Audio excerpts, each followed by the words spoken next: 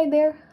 So in this video today, I am gonna talk about my question for the video assignment. So we have in the figure block 1, which has mass 1.7 kilograms. He's moving towards the right at 12 meters per second. And then we have the block 2, which mass is 8.8 kilograms and it's also moving towards the right at 3.1 meters per second. The surface that the both blocks are is frictionless, and there's a spring attached to the block 2, which has the spring constant of 1200 newtons per meter. And when the blocks collide, the compression of the spring is maximum at the instant the blocks have the same velocity. We have to find what is that maximum compression. So we know that we can apply the conservation of linear momentum for the collision. And then we can write the linear momentum equation as the initial momentum of the first block plus the initial momentum of the second block, which is their masses times their initial velocity. And then the problem said that when the blocks collide, the compression of the spring is maximum at the instant that the blocks have the same velocity. So that's the velocity that we want to find. Both blocks M1 and M2 have that same velocity. So we just plug in a couple numbers, the masses, the velocities.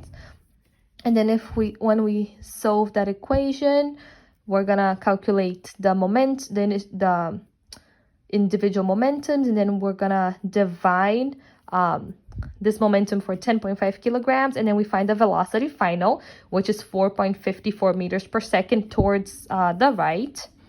And then now we have to find that compression. So we're gonna analyze the energy of the system before and after the collision. So initially both blocks have kinetic energy, and then when block 1 starts to get closer to block 2 and compress the spring, some of that kinetic energy is going to be transferred into elastic potential energy of the spring. And when the spring is compressed by its maximum, both blocks have the same velocity. This is the velocity that we found up here.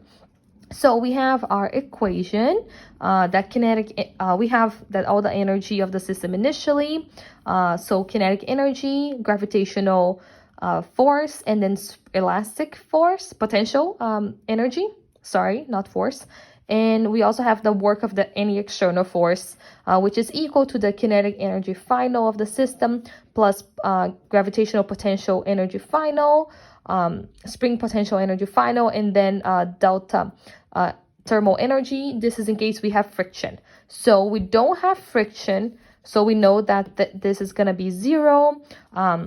Let's just go back to the equation. So we have initial kinetic energy of block 1 and block 2. We don't have potential energy either in gravitational potential energy or spring potential energy. We also do not have external work of any external forces. And then we have kinetic energy final because both blocks are moving together with the same velocity.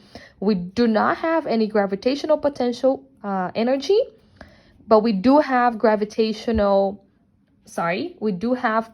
elastic potential energy because the spring is compressed, and we do not have any energy transferred into thermal energy because there's no friction.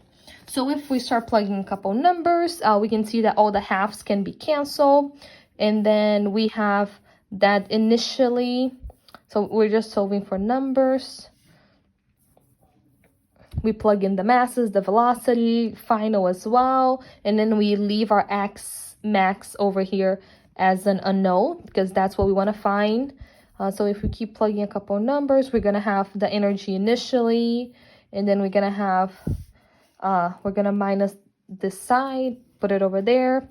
So at the end, we're going to find that x max square is going to be equal to 0.0941 meters square, which give us the x max 0.307 meters or 30.7 centimeters. So this is going to be the maximum compression of the spring when block 1 and block 2 collide.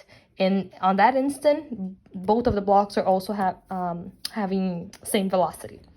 All right, that's all. Thank you.